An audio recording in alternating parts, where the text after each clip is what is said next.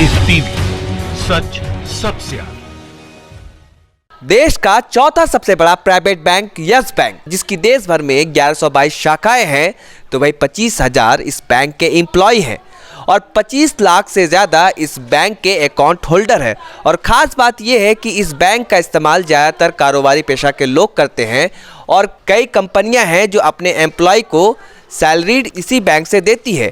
यानी उन एम्प्लॉय का भी जो कई कंपनियां हैं जिनके अकाउंट इसी बैंक से है, तो उसी में एक न्यूज़ चैनल है जिसका नाम है रिपब्लिक भारत, जो खुद को सबसे बड़ा राष्ट्रवादी चैनल होने का दावा करता है, हर वक्त राष्ट्रवाद की बात करता है। तो उस कंपनी के, उस चैनल के भी जितने भी एम्प्लॉय है, सारे का अकाउंट और सारे की सैलरी इसी बैंक से, यस बैंक से जाती है।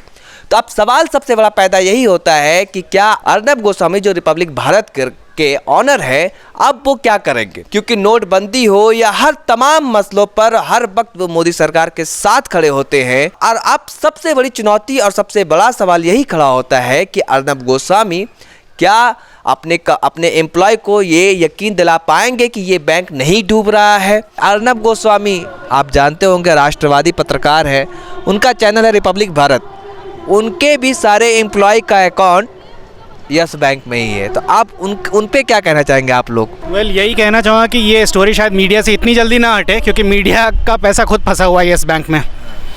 तो मेरे ख्याल से ये चलनी चाहिए और इस पे एक अच्छी डिबेट, हेल्दी डिबेट होनी चाहिए, क्योंकि हमें ये देखना पड़ेगा ये सब कहाँ लीड कर रहा है। येस बैंक के साथ जो हुआ वो कल हो सकता है किसी और बैंक के साथ भी हो जाए। हालांकि येस बैंक बहुत छोटा पार्ट है बैंकिंग सिस्टम का, ठीक है, लेकिन येस बैंक में प्रॉब्लम्स 2017 में आइडेंटिफाई कर ली गई थी। उसका जो ट्रैक रिकॉर्ड है ख़राब हो रहा था, 2017 से वो सुपरविजन में आ गया था। अब प्रॉब्लम ये है कि कॉर्पोरेट गवर्नेंस का इसमें रोल है।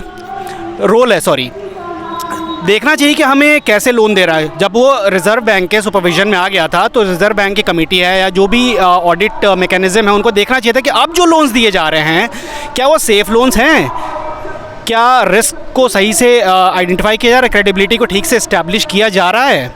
लेकिन उसके 2017 के बाद भी वो लोन देते गए हैं और वो लोन्स भी एनपीए हुए हैं। अर्नब गोस्वामी सबको पता है पपेट है गवर्नमेंट का, ठीक है, वो लिटरली भौंकता है, उसको रियल इशू पे बात करना नहीं है। देखिए मैं जर्नलिज्म का स्टूडेंट हूँ नहीं, बट देखिए जर्नलिज्म थोड़ा बहुत पता है कि जो रियल जर्नलिज्म होना चाहिए वो क्या होना चाहिए। आप रियल इशू पे बात करें, फेक न्यूज़ ना चलाएं, वो एक एजेंडा होता है, वो लेकर चलता है दिन रात। आप अगर देखें यहाँ पे इकोनॉमी पे एक भी डिबेट नहीं है उसकी, ठीक है, दिन रात Shaheen Bagh, CAA, NCR, NPR, ठीक है, उसके बाद जो है हाँ, और शाहीन बाग के प्रोटेस्ट को वो कह रहा है कि सो कॉल्ड प्रोटेस्ट, और शाहीन बाग के प्रोटेस्ट को अभी बारिश की वजह से कुछ लोग कम हो गए, वहाँ पे वो कह रहा है। शाहीन बाग में हम बात नहीं कर रहे हैं। आपको एक बात बता रहा हूँ कि उनका एजेंडा क्या होता है, ठीक है, एजेंडा कोई सा हो, वो घूम फिर के पाकिस्तान की तरफ जाते हैं। भाई आप अपने देश की बात कीजिए यार, ठीक है, इकोनॉमी कहाँ चली गई है, GDP कहाँ चली गई है, ठीक है, अनएम्प्लॉयमेंट कितना बढ़ गया है, आप उस पर बात ही नहीं कर रहे हैं। तो जर्नलिज्म तो भाई देखिए हम अब भरोसा कर नहीं सकते हैं, ठीक है, चौथा पिलर माना जाता था, 4th pillar of democracy, but हमें तो अब बिलीव होता नहीं है, क्या देखें न्यूज़ में। पॉलिटिक्स और मीडिया भी रिस्पॉन्सिबल है मेरे ख्याल से। अगर रूल्स हैं, पॉलिसीज़ हैं, प्रोसीजर है, तो क्या राजनीति अलाउ कर रही है कि वो रूल्स फॉलो किए जाएं? क्या मीडिया इस तरह की स्टोरीज़ को दिखा रहा है? मैं तो एक नामी चैनल है, उनके रिपोर्टर को तो मैंने नहीं देखा ये स्टोरी चलाते, जबकि मेजर उनके एम्प्लॉयज़ का बैंक अकाउंट यस बैंक में है। तो मेरे ख्याल से मीडिया को अपनी जिम्मेदारी समझनी चाहिए, ये स्टोरी चलानी चाहिए, क्योंकि अगर वो अपने एम्प्लॉयज़ से अगर ईमानदार नहीं हो सकते तो फिर किससे होंगे? आज के टाइम में आप देखिए तो इकोनॉमी बहुत स्लो डाउन हो गई है, अब ऑलमोस्ट रिसेशन आ ही गया है।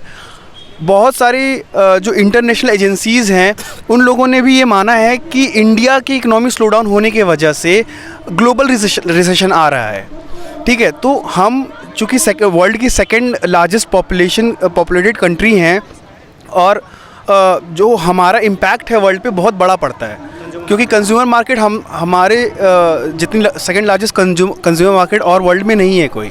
तो जैसे जैसे इंडस्ट्री स्लो डाउन हुई है due to different tax slabs और GST जो सही तरीके से नहीं लाई गई है, और जो नोटबंदी हुई है जिससे स्मॉल और जो माइक्रो बिजनेसेस थे वो सब बंद हुए हैं, इस वजह से मार्केट में एक कैश फ्लो वगैरह बहुत कम हुआ है, इकनॉमी बहुत स्लो डाउन हुई है, और इस वजह से आप देखें कहीं ना कहीं जो एनपीए इफेक्ट हुआ है, जिसको हम नॉन परफॉर्मिंग एसेट बोलते हैं।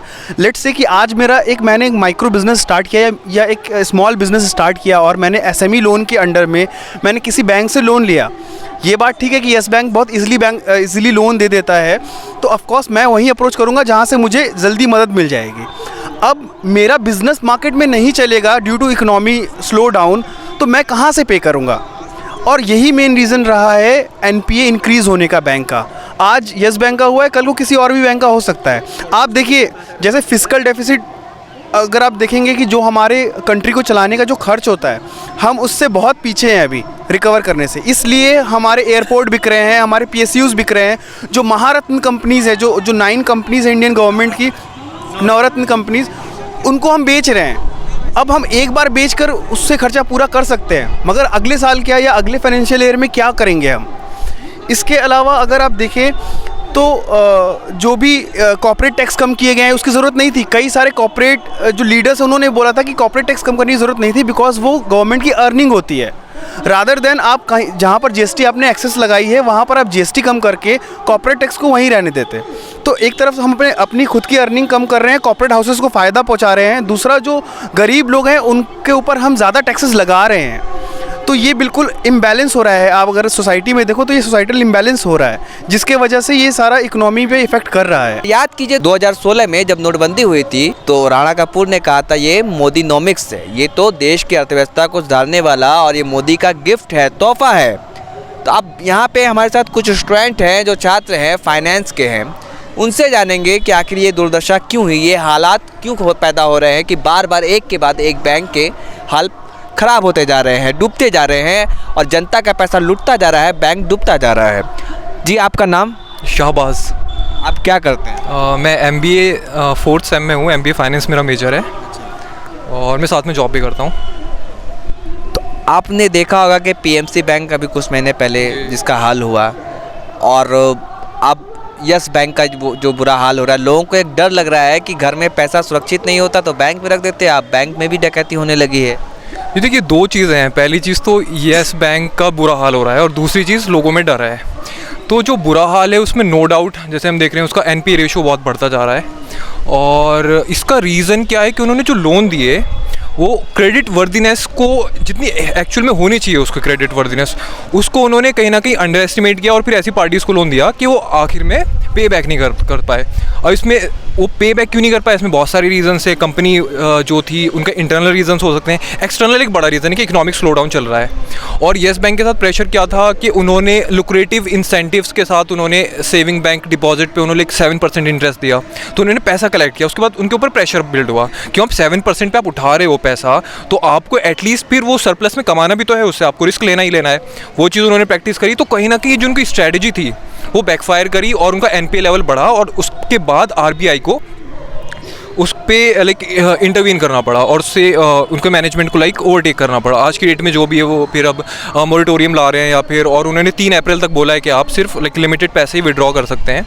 तो फिलहाल ये कंडीशन तो पूरी की पूरी येस बैंक की स्ट्रैटेजी की वजह से हुई है। अच्छा, ये बताइए कि पिछले कई सालों से ऐसा देखा जा रहा था कि यस बैंक की स्थिति खराब है, खस्ता हाल में है। जी। तो RBI का नज़र नहीं था उतने दिनों से। अब ये ला रहे कि 50,000 से ज़्यादा नहीं निकाल सकते। आम आदमी का क्या कसूर इसमें? देखिए, RBI को बैंकों का बैंक कहा जाता है, आखिर RBI कर क्या रही थी? एक साल में हर साल तो ऑडिट करना पड़ता है उसको ना। देखिए, बैंक्स में ऑडिट की अगर आप बात करें तो एक स्टैचुटरी ऑडिट होता है जो उनके जो बैलेंस शीट साइन करते हैं जो ऑडिटर वो करते हैं, प्लस फिर बैंक के इंटरनल ऑडिट होते हैं, फिर चार्टर्ड अकाउंटेंट से भी ऑडिट कराते हैं हर ब्रांच का। बट प्रॉब्लम क्या है, इंडिया में टाइम बाउंड रेगुलेशंस नहीं है। रेगुलेशंस एग्जिस्ट करती हैं सारी चीज़ें, बट आप उसको टाइम फ्रेम के हिसाब से अगर ला के देखें, इतने दिन में हमें इतना रिजल्ट चाहिए, वो चीज़ नहीं है। इस वजह से क्या होता है कि चीज़ें पनपने लगती हैं और जब तक वो एक बड़ी डिजीज़ नहीं बनती तब तक वो किसी को दिखती नहीं है। अब ये सब चीज़ें आई, इतना ज़्यादा NPA लेवल बढ़ गया है, 7.something% है करंटली, एक सितंबर की जो उनका स्टेटमेंट आया था। तो वही चीज़ होती है कि आप टाइमली आपको चीज़ें दिखती नहीं है, फिर बाद में जब डिजीज़ बहुत बढ़ जाती है, पूरा प्रॉब्लम क्रिएट होती है, तब दिखती हैं। लेकिन इसमें देखो एक चीज़ ये है कि जो हम घबरा रहे हैं इससे, इस बैंक से, वैसा कुछ है नहीं। अगर आप इंडिया का सबसे बड़ा बैंक देखते हो SBI का है 30 ट्रिलियन, येस बैंक का है 300 बिलियन। तो इस 1%, अब एक येस बैंक की आप एग्जिस्टेंस देखो, SBI सबसे बड़ा बैंक है, उसका जस्ट 1%, उसका इतना टाइनी सा बैंक है।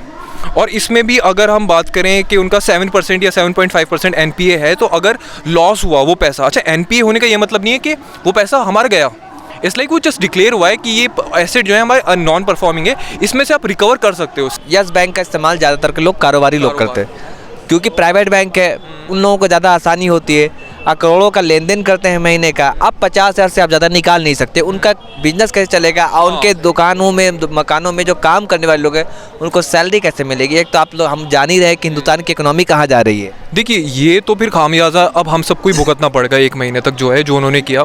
अब मैं जहाँ पे काम करता हूँ उनका अकाउंट भी येस बैंक में, तो मेरी भी सैलरी नहीं आई अब तक, तो ये प्रॉब्लम तो होगी खैर, बट ये अनअवॉइडेबल है। लेकिन इसमें देखिए हमें ज़्यादा इसमें डरना नहीं है। डरने की बात नहीं कर रहे। PMC बैंक का आपको ध्यान हो तो उसने कहा गया था 6 महीने में आप 1,000 निकाल सकते हैं, फिर 10,000, फिर 40,000 पे हुआ।